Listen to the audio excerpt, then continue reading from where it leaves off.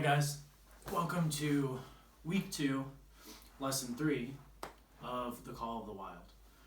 Last we left off, Buck had been abducted from his normal home at Judge Miller's place, where he kind of ruled the land. After his abduction, he was put on a train car, a boxcar, and sent somewhere. We're not entirely sure where yet. During his journey, he was treated pretty poorly. His captor had a rope around his neck, which he pulled to sort of suffocate Buck. And the man on the train did a similar thing. Buck tried to fight the man on the train and bit his hand, but ultimately was choked out by the rope. Now we're seeing Buck as he nears the end of this part of the journey, this first abduction. In the last video, I stopped often to explain things as I went, and I will still stop a few times when there are very important points that help us develop character identity for Buck or help us to understand maybe the direction of the story. And if we see a certain prominent theme developing, especially that theme of freedom, which I want to be looking at as the story progresses entirely. So, other than my occasional stops, I'm going to try and read pretty far today. I want us to get into a good momentum for the book, and at the end of the video, I'll have an assignment for you, so stick around for that. Now, if you are on the internet in order to read along with us, then there's going to be a link in the description below that's going to take you to a free online library that brings the book up right in your web browser. So you don't need to download anything. You just click the link below and the book pops right up for you. When you click that link, and I'll give you a second to do that, I want you to open it up and press Control F. So press the Control key on your computer. Go ahead and find it. Control, hold that down. And while you're holding it, press the F key. F like fun. Control F. When you press that, a little toolbar should appear in the top right corner of your screen. And in that toolbar, I want you to type in, "He was glad for one thing," colon. So a colon is it looks like a period and a period stacked on top of each other. You guys know that, right? Colon, space, "The rope was off his neck." Now, once you type that sentence in, it should automatically bring you to the space we're at in the story. Okay, and that's where we're going to pick up today. So if you need to, pause the video, press Control F, and type that sentence in, and find where we're at. It should be pretty early in the story. He was glad for one thing. The rope was off his neck. That had given them an unfair advantage. But now that it was off, he would show them. They would never get another rope around his neck. Upon that he was resolved. For 2 days and nights he neither ate nor drank, and during those 2 days and nights of torment he accumulated a fund of wrath that boded ill for whoever first fell foul of him. His eyes turned bloodshot, and he was metamorphosed into a raging fiend. So changed was he that the judge himself would not have recognized him, and the express messengers breathed with relief when they bundled him off the train at Seattle. So it seems like he's gone north. He started out in the southern states, and he took a train all the way to Seattle, which is in Washington, okay, northwest. Good. I want to point out one thing about Buck's character. We noticed that he was very leader-like, very happy-go-lucky, and very willing to help everyone at the beginning of the book when he had free reign of his estate. As he's been put into a deeper and more troublesome version of captivity, being choked with the rope, being kept in a box on the train, not being fed, as his situation has gotten worse and this is the theme we're looking at, his freedom has been taken away. We've seen Buck devolve into a worse and worse version of himself. I want you to keep that in mind, okay? 4 men gingerly carried the crate from the wagon into a small, high-walled backyard. A stout man with a red sweater that sagged generously at the neck came out and signed the book for the driver. That was the man, Buck divined, the next tormentor, and he hurled himself savagely against the bars. The man smiled grimly and brought a hatchet and a club. "You ain't going to take him out now?" the driver asked. "Sure," the man replied, driving the hatchet into the crate for a pry. There was an instantaneous scattering of the 4 men who had carried the crate in, and from safe perches on top of the wall they prepared to watch the performance. Buck rushed at the splintering wood, sinking his teeth into it, surging and wrestling with it. Wherever the hatchet fell on the outside, he was there on the inside, snarling and growling, as furiously anxious to get out as the man in the red sweater was calmly intent on getting him out. "Now, you red-eyed devil," he said when he had made an opening sufficient for the passage of Buck's body. At the same time, he dropped the hatchet and shifted the club to his right hand.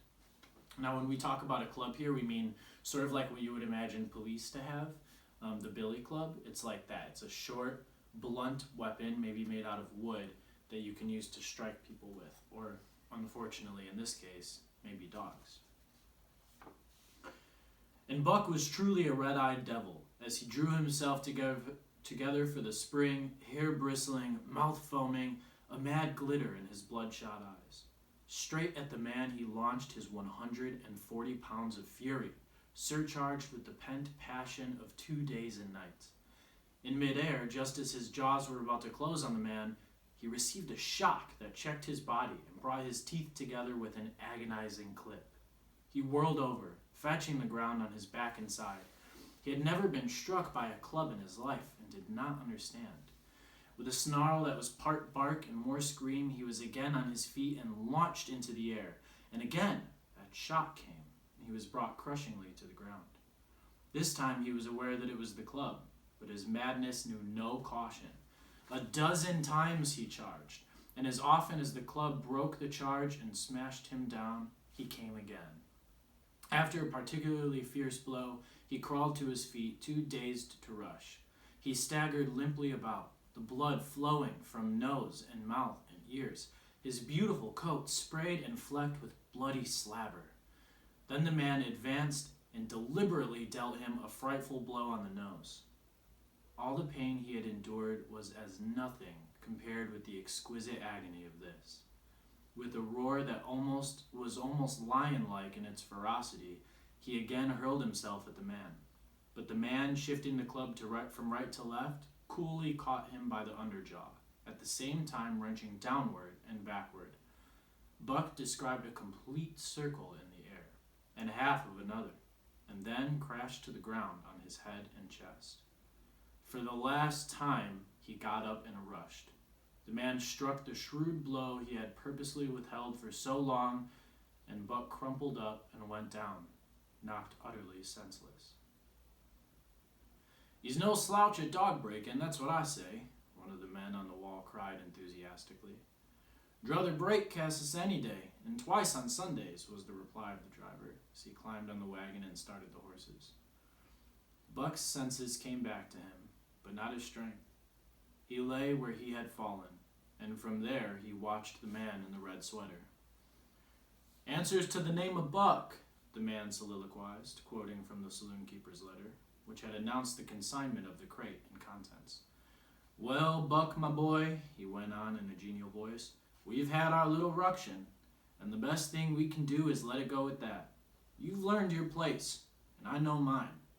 Be a good dog, and all will go well, and the goose hang high. Be a bad dog, and I'll whale the stuffing out of you. Understand?" As he spoke, he fearlessly patted the head he had so mercilessly pounded, and though Buck's hair involuntarily bristled at the touch of the hand, he endured it without protest. When the man brought him water, he drank eagerly, and later bolted a generous meal of raw meat, chunk by chunk, right from the man's hand. In this part of the book, we see, unfortunately, some pretty cruel things happening. But if we take away from the sadness we might feel for Buck, let's look instead at optimistically and positively at the ferocity and the perseverance that Buck had. He fought against the guy with the club over a dozen times. He rushed at him. Now, I don't know about you guys, but if I was a dog and I was hit crushingly with a club, I would probably stay down after the second or third time. I mean, I would have realized that I wasn't going to win and that was a lot of pain. Buck, though, doesn't give up. Now, this is important for Buck's character, but it's even more important if we take a look a little deeper at what exactly Buck is fighting for. Remember, Buck isn't just fighting this man to fight him. Buck isn't evil. Buck doesn't want to hurt others. You know, he used to walk children to the street or play in the pond with the judge's sons. In this case, Buck is fighting for a reason. And that actually is going to be your homework assignment. We're not there yet, but I'm going to keep reading. But just keep that in mind because that's what I'm going to assign you eventually for homework today.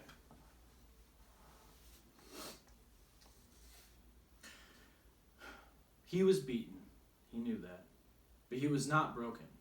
He saw once and for all that he stood no chance against a man with a club. He had learned the lesson, and in all his afterlife, he never forgot it. That club was a revelation. It was his introduction to the reign of primitive law, and he met the introduction halfway.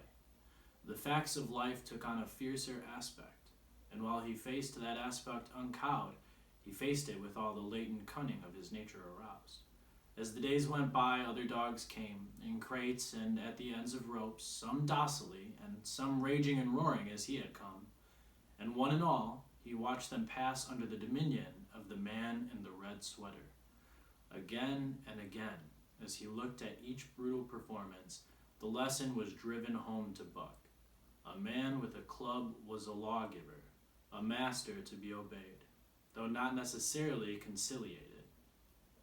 Of this last, Buck was never guilty, though he did see beaten dogs that fawned upon the man, and wagged their tails, and licked his hand. Also, he saw one dog that would neither conciliate nor obey, finally killed in the struggle for mastery. Conciliate is a pretty big vocabulary word. You guys can feel free at any time during these videos to pause and look a word up in Google. For the most part, the closed caption option on YouTube is going to help with seeing the words that I'm reading, and I'm trying to read clearly so that it can pick up as much as possible. So you can pause, you can go to Google, and you can type in definition of and insert the word there. And that might help you understand more of what we're reading. In this case, I'm going to give you the definition of conciliate. So to conciliate is not just to listen, but to listen, to be friendly in how you're listening. In fact, as an exercise, I'll even look it up and read the definition for you using the same method you can use during the videos. So you'll go to google.com, and you can type in definition of conciliate. Yeah. So to conciliate is to stop someone from being angry or discontented, to pacify them, to gain esteem or goodwill, or to reconcile and make compatible. So again, the dogs aren't just listening to the man now. Those dogs who conciliate, they're also friendly with the man. They're completely pacified. They have no anger, no violence inside of them towards that man. Buck does not have this same disposition towards the man in the red sweater. Buck is still angry, but like we said in one of the other videos, he's really smart. And so he's listening because he knows he has to. We're going to read a little further for about 3 more minutes, and then we're going to stop and talk about homework, and that'll be it for today. Now and again men came, strangers who talked excitedly, wheedlingly, and in all kinds of fashions to the man in the red sweater. And at such times that money passed between them, the strangers took one or more of the dogs away with them. Buck wondered where they went, for they never came back. But the fear of the future was strong upon him, and he was glad each time when he was not selected. Yet his time came in the end in the form of a little weazened man who spat broken English and many strange and uncouth exclamations which Buck could not understand. "Sacre dame!" he cried when his eyes lit up upon Buck. "Dat one damn bully dog, eh? How much?" 300, and a present at that, was the prompt reply of the man in the red sweater. "And seeing it's government money, you ain't got no kick complaining, eh, Perot?" Perot grinned. Considering that the price of dogs had been boomed skyward by the unwanted demand, it was not an unfair sum for so fine an animal. The Canadian government would be no loser, nor would its dispatches travel the slower. Perot knew dogs, and when he looked at Buck, he knew that he was 1 in 1,000. 1 in 10,000, he commented mentally. Buck saw money pass between them, and was not surprised when a curly, good-natured Newfoundland and he were led away by the little weazened man. That was the last he saw of the man in the red sweater, and as Curly and he looked at receding Seattle from the deck of the narwhal, it was the last he saw of the warm Southland. We're going to leave off there today. We've seen Buck go through a very difficult part of his journey. I think his journey destination might be more apparent if we look at the title of the book, Into the Wild, or The Call of the Wild, sorry. And since he's left this difficult part of his journey, he's now on, hopefully, to something better. It couldn't get worse than that, right? I mean, I guess we'll find out. For your guys' homework today, I would like for you to write 3 to 5 sentences, so 3 to 5 complete sentences, explaining why you think Buck fought the man so much, even though he was getting hit by the club. What was he fighting for? And was his fight indicative of a larger theme in the book, or a smaller theme?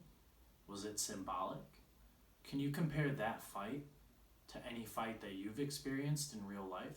Maybe not a physical fight, but a mental battle, or a battle of perseverance, sticking it through to the end?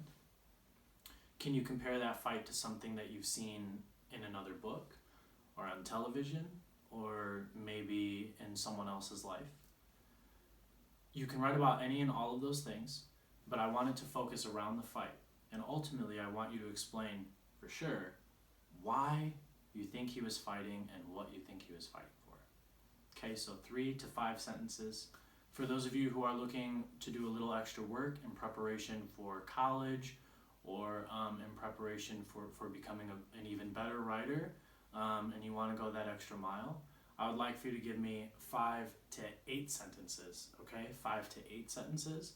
And if you're going to do that many, really dive into what theme or symbol or motif is being done here by Jack London in having Buck fight so hard against the man with the club. Okay, if you have any questions, please pop into my Zoom office hours every Monday, Wednesday, and Friday from 8:30 to 9 a.m.